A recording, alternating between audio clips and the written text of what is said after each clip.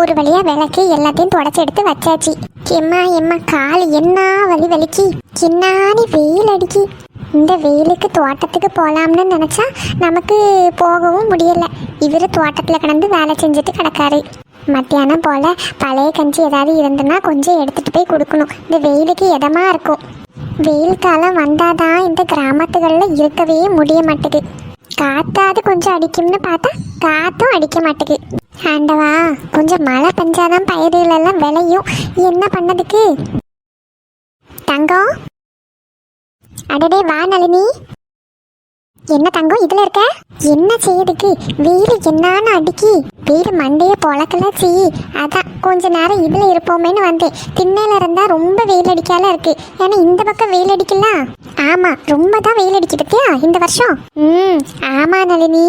என்ன முகத்துக்கு ஒரே பிரகாசமாக இருக்கு. நாட்டு எல்லாரும் எப்போ கிளம்புனாவ? பிள்ளை எப்படி இருக்கு? அவளுக்கு என்ன கல்யாணம் அப்படின்னு சொன்னதோடு மூஞ்ச தூக்கி வச்சுட்டு இருக்கா. அவளுக்கு தான் நம்ம வீட்டில் இருந்து போகவே விருப்பம் இல்லைல்ல.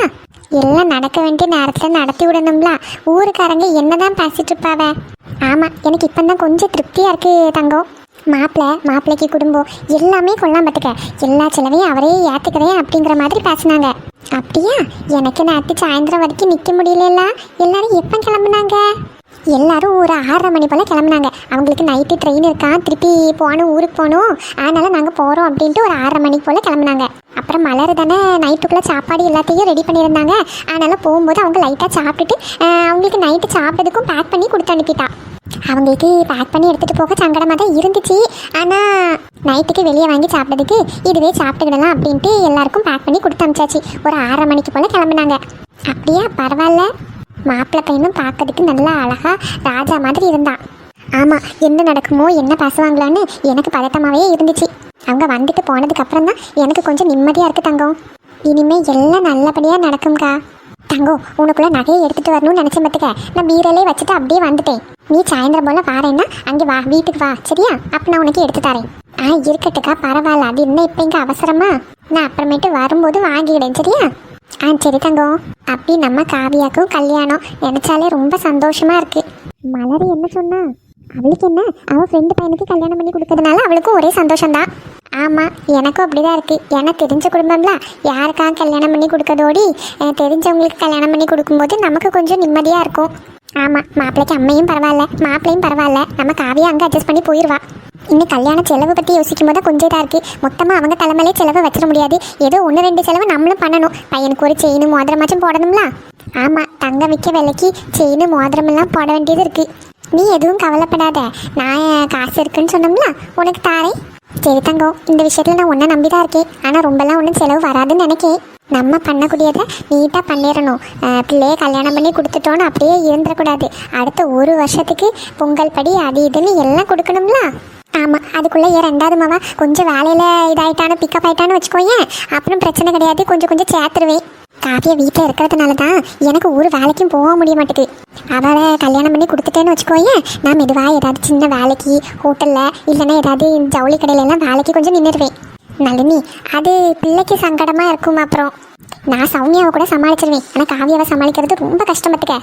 எனக்கு பிரச்சனை கிடையாது. நான் முந்தி கல்யாணத்துக்கு முன்னாடி கடையில எல்லாம் வேலைக்கு நின்று இருக்கேன். அதனால ஒரு பிரச்சனையும் இல்லை. நான் மெதுவாக ஏதாவது சின்ன வேலையெல்லாம் செஞ்சு கொஞ்சம் எனக்கு கையில் வருமானம் வந்துட்டுன்னு வச்சுக்கோயேன், ஒரு சீட்டு ஏதாவது போட்டு கொஞ்சமாக சேர்த்துருவேன்.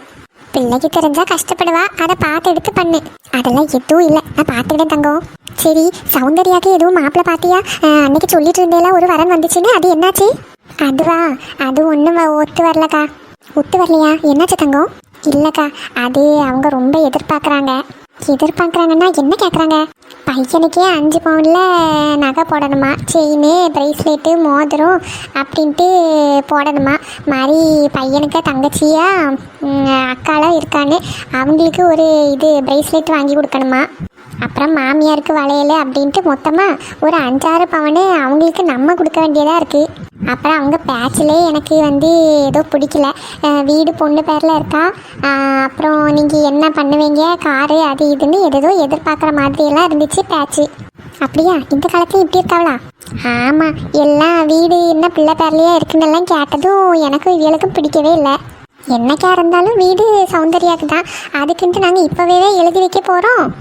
சரி, இவங்க கேட்க மாதிரி என் மொவா பேரில் இப்பவுமே வீடை எழுதி வச்சு அவங்க ஏதாவது தில்லுமுள்ளு பண்ணி பிள்ளை பேர்லேருந்து வீடை எழுதி வாங்கிட்டான்னா அதான் அந்த மாதிரி பேச்செல்லாம் எனக்கு பிடிக்கவே இல்லை.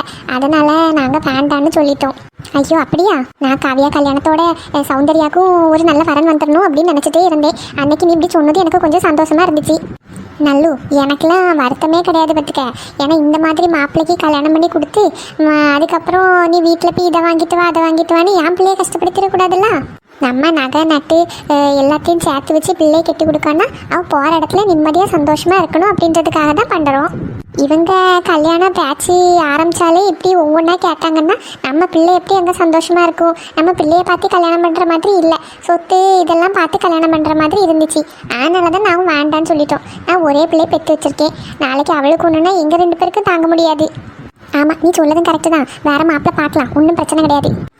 நளினி, நீ தப்பாக நினைக்கலன்னா நான் என் மனசில் பட்ட ஒரு விஷயத்த உனக்கு சொல்லவா? என்ன தங்கம் சொல்லு, எதுனாலும் என்கிட்ட சொல்லு. நம்ம 2 பேரும் அப்படியே பழகிருக்கோம். நீ எதுனாலும் என்கிட்ட பேசலான்னு நான் சொல்லியிருக்கேன்ல. ஆமாம், ஆனால் இந்த விஷயம் எனக்கு கொஞ்சம் தயக்கமாக தான் இருக்குது. இருந்தாலும் நான் கேட்க, நீ எதுவும் தப்பாக நினச்சிக்காத. இல்லை, இந்த விஷயத்தில் உனக்கு ஏதாச்சும் அபிப்பிராயம் இருக்குன்னா கூட நீ என்கிட்ட சொல்லிடு. எதுனாலும் என்னை பார்த்து சொல்லிடு, சரியா? என்ன தங்கம், ஏதோ பெரிய விஷயம் கேட்க போகிற போல இருக்கு. ஆமாம், இது நம்ம சௌந்தர்யாக்கு இவ மலரோட பையன் கதிருக்கு வேணா கேட்டு பார்ப்போமா அப்படின்னு என் மனசுக்குள்ள ஒரு எண்ணம். அட என்ன தங்கம், இதை கேட்கறதுக்கா நீ இவ்வளவு தயங்குன? இல்லைக்கா, நான் எதுக்கு தயங்கினோம்னா, நீங்கள் 5 பொம்பளை பிள்ளைங்கள வச்சுருக்க, ஒருத்தையாச்சும் முறை பையனுக்கு கல்யாணம் பண்ணி கொடுக்கணும் அப்படின்னு நீங்கள் நினச்சிருப்பீங்களா? அந்த அண்ணனாவது நினச்சிருப்பாவா தங்கச்சி மவனுக்கு கட்டி வைக்கணும் அப்படின்ட்டு. எங்களுக்கு அந்த மாதிரி எண்ணமே கிடையாது. காவியாவுக்கும் அந்த மாதிரி கிடையாது. காவியாவுக்கு மட்டும் இல்லை, சௌந்தர்யா, நித்யா, சத்யான்னு யாருக்குமே அந்த எண்ணம் கிடையாது. கதிரும் நம்ம பிள்ளைங்கக்கிட்ட அந்த மாதிரி பழகவும் இல்லை. நம்ம பிள்ளைங்களும் அப்படி பழகினது கிடையாது. அதனால நாங்களும் அப்படி யோசிக்கல. கண்டிப்பாக மலரும் அப்படி யோசிச்சிருக்க மாட்டா. நீ இதை கேட்டதில் எனக்கு ரொம்ப சந்தோஷமாக இருக்குது. நளினி, உண்மையாவா? ஆமாம், இதில் வருத்தப்பட என்ன இருக்குது? எனக்கு ரொம்ப சந்தோஷம். என் 5 பிள்ளைங்களை மாதிரி தான் சௌந்தர்யாவும் எனக்கு. கதிர் ரொம்ப நல்ல பையன், நல்ல வேலையில் இருக்கான். மலரும் சரி, அவங்க வீட்டுக்காரர்களும் சரி, எந்த பிரச்சனையும் கிடையாது, எந்த தொந்தரவும் கிடையாது. எதையும் எதிர்பார்க்கவும் மாட்டாவ. நீ ஒத்த பிள்ளையை பெற்று வச்சிருக்க, அங்கே இங்கேன்னு கட்டி கொடுக்காம ஊருக்குள்ளே கட்டி கொடு. அப்போ நம்ம கண்ணு முன்னாடியே இருக்கும்ல. ஆமாம், அதனால தான் நான் ஊருக்குள்ளேயே மாப்பிள்ளை பார்த்தேன். எனக்கு யாரையுமே அப்படி மனசுக்குள்ளே தோணலை. திடீர்னு நேற்று கதிரை பார்க்கும்போது தான் நான் நினச்சேன், அக்கா கிட்டே கேட்போமா, கேட்டால் எதுவும் தப்பாக நினச்சிக்குவாங்களா அப்படின்ட்டு. பையனும் நல்லா அமைதியான நல்ல பையனாக இருக்கான். அதனால தான் நான் கேட்டேன். நீ எதுவும் கவலைப்படாத, நான் இதை பற்றி மலர்கிட்ட பேசுகிறேன், சரியா? சரிக்கா, நீங்கள் எதனாலும் விசாரித்து எனக்கு சொல்லுங்கள். சரி தங்கம், நான் இன்னைக்கு சாயந்தரம் இல்லைன்னா நாளைக்கு போவேன். நாளைக்கு வெள்ளிக்கிழமை தானே, கோயிலுக்கு போய்ட்டு அப்படியே வீட்டுக்கு போயிட்டு இந்த விஷயத்தை பற்றி நான் பேசுகிறேன். சரிக்கா, நீங்கள் பேசுங்க. நான் பிள்ளைக்கு என்னனாலும் பண்ணுவேன். ஏன்னா பையனை எனக்கு ரொம்ப பிடிச்சி போச்சு. நல்ல பையன், நல்ல அமைதியான பையன். கண்டிப்பாக அந்த பையன் எதையுமே எதிர்பார்க்க மாட்டான்னு தெரியும். ஆனால் என் பிள்ளைய சந்தோஷமாக வச்சுப்பான்னு எனக்கு நம்பிக்கை இருக்குது. அதனால் நான் எதுனாலும் பண்ணுவேன். ஆமாம் தங்கம், அவன் விஷயத்தில் நான் கேரண்டி. எனக்கு கதிரை பற்றி நல்லா தெரியும். நீ தைரியமாக பிள்ளை கட்டி கொடுக்கலாம். நான் நாளைக்கே மலர்கிட்ட பேசுவேன். சரி அக்கா.